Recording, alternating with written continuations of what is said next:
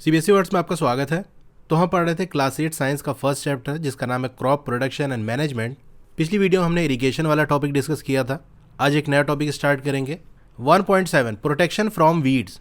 अभी वीड्स क्या होता है चलिए देखते हैं। बूझो और पहेली पास के ही एक गेहूं के खेत में गए। वहां पर उन्होंने देखा कि कुछ दूसरे तरीके के प्लांट भी उस खेत के अंदर ग्रो हो रहे हैं गेहूं के प्लांट के साथ साथ। यानी गेहूं का खेत है तो गेहूं के जो प्लांट हैं वो तो ग्रो होंगे ही, उनके साथ साथ कुछ दूसरे तरीके के प्लांट भी ग्रो हो रहे हैं। अब बूझो ये सोच रहा है कि क्या ये जो प्लांट गेहूं के प्लांट के अलावा जो ग्रो हो रहे हैं ये पर्पसली प्लांट किया गया है, यानी गेहूं के प्लांट के साथ साथ क्या इनको भी ग्रो कराया गया है, इनकी बीज डाली गई है या इनका प्लांट कहीं से किसी ने आके लगाया है, क्या ऐसा किया गया है? तो ऐसा नहीं है। गेहूं के खेत में गेहूं के अलावा जो प्लांट ग्रो होते हैं वो अपने आप ग्रो होते हैं, उसको हम नहीं लगाते। तो फील्ड में यानी खेत में बहुत सारे दूसरे तरीके के अनडिजायरेबल प्लांट्स, यानी ऐसे प्लांट जिसको हम नहीं ग्रो कर रहे हैं, हम नहीं चाह रहे हैं कि वो ग्रो हो, ऐसे प्लांट को हम अनडिजायरेबल प्लांट कहते हैं। तो खेत में बहुत से अनडिजायरेबल प्लांट भी ग्रो हो सकते हैं नेचुरली, यानी अपने आप से, अलॉन्ग विद क्रॉप के साथ साथ ये भी अपने आप ग्रो हो सकते हैं। यही जो अनडिजायरेबल प्लांट्स हैं इनको हम वीड्स कहते हैं। तो सिंपल अगर लैंग्वेज में वीड्स की हम बात करें तो ये ऐसे प्लांट हैं जो कि खेत में अपने आप ग्रो हो जाते हैं, इनकी हमको ज़रूरत नहीं होती, ना इनको हम ग्रो कराते हैं, ना हमने लगाया इनको, अपने आप से ये निकल आए और ग्रो होने लगे क्रॉप के साथ। The removal of weeds is called weeding. यही जो वीड्स हैं, अनडिजायरेबल प्लांट हैं जो अपने आप ग्रो हो गए हैं, इनके रिमूवल को हम क्या कहते हैं? वीडिंग कहते हैं। अब वीडिंग इसलिए ज़रूरी है क्योंकि जो वीड्स हैं ना वो कम्पीट करते हैं क्रॉप प्लांट के साथ for water, nutrition, space and light. यानी आप कहोगे कि चलो वो ग्रो हो गए तो हमको क्या करना है, अपने आप ग्रो हुए, हमने तो ग्रो किया नहीं, तो ग्रो रहने दो।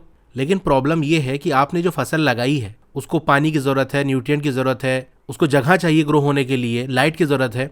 ये जो वीड ग्रो हुआ है इसको भी तो इन चीज़ों की ज़रूरत है। तो हमारी फसल के साथ ये कॉम्पीट करेगा, मुकाबला करेगा। जो वाटर और न्यूट्रिएंट हम क्रॉप के लिए दे रहे हैं उनमें से ये भी ले लेंगे अपने आप को ग्रो करने के लिए। तो इस तरीके से ये हमारा जो क्रॉप है उसकी ग्रोथ को अफेक्ट करते हैं। अब कुछ जो वीड्स है वो इंटरफियर करती इवन इन द हार्वेस्टिंग, यानी जब फसल कटती है तो उसके साथ साथ ये भी कट जाती हैं। और ऐसा हो सकता है कि ये पॉइजनस हो एनिमल और ह्यूमन बीइंग के लिए। बहुत सी वीड होती हैं पॉइजनस हैं, जहरीली हैं। अब फार्मर्स बहुत से तरीके अपनाते हैं to remove weeds and control their growth, यानी बहुत से ऐसे तरीके हैं जिससे हम वीड्स को रिमूव कर सकते हैं या उनकी ग्रोथ को हम कंट्रोल कर सकते हैं कि ग्रो ना करने पाए।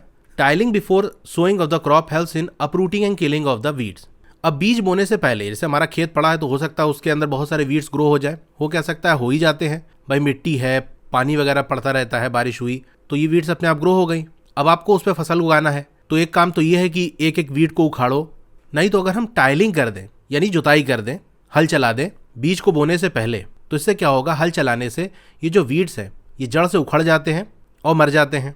जड़ से उखड़ जाएंगे तो क्या होगा, ये सूख जाएंगे और फिर मिट्टी के साथ ये मिक्स हो जाएंगे। मिट्टी के साथ मिक्स हो जाएंगे तो क्या होगा, इन वीड्स के अंदर जो भी न्यूट्रिएंट थे जो सॉइल से इन्होंने लिया होगा, सॉइल का गिलाओ वापस करो अब, तो इससे वापस न्यूट्रिएंट ले लेंगे। तो एक तरह से हमारी सॉइल और अच्छी भी हो जाएगी और वीड से भी छुटकारा मिल गया हमको। अब जो बेस्ट टाइम होता है वीड्स को रिमूव करने का वो कब होता है? Before they produce flowers and seed. जो वीड्स हैं उनमें फूल और सीड आने से पहले पहले इनको रिमूव कर दिया जाए तो ये सबसे बेस्ट है। क्योंकि एक बार इनके अंदर फ्लावर्स आ गया और इनके अंदर सीड्स आ गई तो मान लो आपने रिमूव किया, उसकी बीज पहले से गिर गई, एक वीड को हटाया 4 वीड और ग्रो हो गई वहाँ पर। तो ये प्रॉब्लम रहती है कि फ्लावर और सीड आने से पहले ही पहले इनको हटा दो। The manual removal includes physical removal. Manual यानी हाथ से जो रिमूवल है, वीड को हाथ से कैसे रिमूव करेंगे? एक तो फिजिकल तरीका है यानी अपनी ताकत लगा के। इसमें क्या करना पड़ेगा, वीड्स बाय अपरूटिंग और cutting them close to the ground, यानी उनको खींच के जड़ से उखाड़ दो, ये आपका अपरूटिंग हो गया। या फिर एकदम जमीन के करीब उनको कट कर दो। जैसे मान लो हमारी ये जमीन है, इस पर कोई वीड ग्रो हो गई तो बिल्कुल इसको ग्राउंड के करीब से ही कट करके ऊपर का हिस्सा हटा दो फ्रॉम टाइम टू टाइम। अब इसको किया कैसे जाता है? खुरपी की मदद से किया जाता है। A seed drill is also use to uproot weeds. Seed drill का भी यूज़ करते हैं। अगर बड़ा सा खेत है तो खुरपी से कहाँ तक खोदते फिरोगे, तो सीड ड्रिल का भी यूज़ कर सकते हैं। अब ये तो वीड को रिमूव करने का तरीका हो गया। कंट्रोल कैसे किया जाता है? Weeds are also control by using certain chemicals. अब इनको हम कंट्रोल कर सकते हैं कुछ केमिकल का यूज़ करके, और इन केमिकल्स को हम क्या कहते हैं? वीडीसाइड्स। तो वीडीसाइड्स क्या है? ऐसे केमिकल हैं जो वीड की ग्रोथ को कंट्रोल करते हैं, यानी ग्रो ना होने पाए या अगर ग्रो हो गए हैं तो वो खत्म हो जाए। अब वीडीसाइड का एक एग्जाम्पल है 2,4-D। ये नाम याद रखना, बहुत इंपॉर्टेंट है। आपसे पूछा जा सकता है कि किसी एक वीडीसाइड का नाम बताओ, तो आप लिख देना 2,4-D। इनको स्प्रे किया जाता है खेतों में ताकि जो वीड्स हैं उनको किल किया जा सके। देखो रिमूवल में क्या था, सीधा रिमूव हो गया, आपने उखाड़ लिया तुरंत उखड़ गया, या आपने कट कर दिया उसको तुरंत हट गया। लेकिन इसमें ऐसा नहीं कि स्प्रे कर दिया और तुरंत गायब हो गया। वो धीरे धीरे वो क्या होगा, जो वीड है वो किल होना शुरू हो जाएगी, मुरझाने लगेगी। अच्छा, ये जो वीडीसाइड्स हैं जो केमिकल में स्प्रे करते हैं, कि खास बात ये है कि ये क्रॉप को डैमेज नहीं करते। नहीं तो एक एक ठो वीड को आपको ढूंढ के स्प्रे करना पड़ता है। पूरे खेत में आप स्प्रे कर दो, जो वीड होगा वो मुरझा जाएगा, खत्म हो जाएगा, लेकिन क्रॉप को नुकसान नहीं होगा।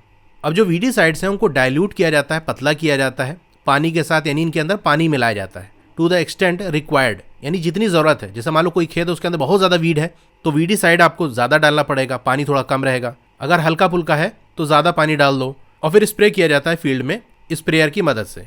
इस फिगर में आप देख सकते हो ये कंटेनर टाइप का होता है जिसको ये टांगे होता है और यहाँ से ये पाइप निकला होता है, इसी से स्प्रे होता है। देखो खेत में ये स्प्रे कर रहा है। अब बूझो ये जानना चाहता है कि क्या ये जो वीडीसाइड है इसका कोई नुकसान है और the person handling the weedicide sprayer, ये बंदा जो स्प्रे कर रहा है, क्या इसको ये वीडीसाइड नुकसान करेंगी? हमारे क्रॉप को तो नुकसान नहीं कर रही, ये तो हमने देख लिया। क्या स्प्रे करने वाले को नुकसान करेंगी? तो बिल्कुल हाँ, ये नुकसान करती हैं। इसीलिए आप यहाँ देख सकते हो इसने यहाँ पर मास्क पहना हुआ है ताकि ये जो केमिकल्स हैं वो सांस लेने पे इसके मुंह के अंदर और नाक के थ्रू बॉडी के अंदर ना चला जाए। अब जैसा कि मेंशन किया जा चुका है, the weedicides are spread during the vegetative growth of the weeds before flowering and seed formation. तो हमने देखा था कि ये जो स्प्रेइंग है वीडीसाइड्स की, इसको कब करना पड़ता है? फ्लावरिंग और सीड फॉर्मेशन के पहले पहले, यानी वो जो वीड है उसकी वेजिटेटिव ग्रोथ के टाइम हमको स्प्रे करना होता है। वेजिटेटिव ग्रोथ क्या है? जब प्लांट सिंपल ग्रो हो रहा होता है, उसमें फ्रूट्स, फ्लावर, सीड इस तरह की चीज़ नहीं आई हुई होती है, वो उसकी हाइट बड़ी होती है और लीव्स वगैरह जो उसके वेजिटेटिव पार्ट्स हैं सिर्फ वही ग्रो हो रहे होते हैं, तो उसी को हम वेजिटेटिव ग्रोथ कहते हैं। स्प्रेइंग ऑफ वीड्स में affect the health of farmers, जैसा कि मैंने बताया आपको कि फार्मर्स की हेल्थ को नुकसान पहुंचाते हैं ये जो वीडीसाइड्स हैं। इसीलिए जो केमिकल्स हैं बहुत सावधानी से यूज़ करना चाहिए। उनको अपनी नाक और मुंह को कवर करना चाहिए कपड़े से जब भी स्प्रे कर रहे हो इन केमिकल्स को। ठीक है, तो ये पूरी कहानी थी वीड्स की, क्या होते हैं, कैसे रिमूव करते हैं, कैसे कंट्रोल करते हैं। तो ये टॉपिक यहीं एंड होता है।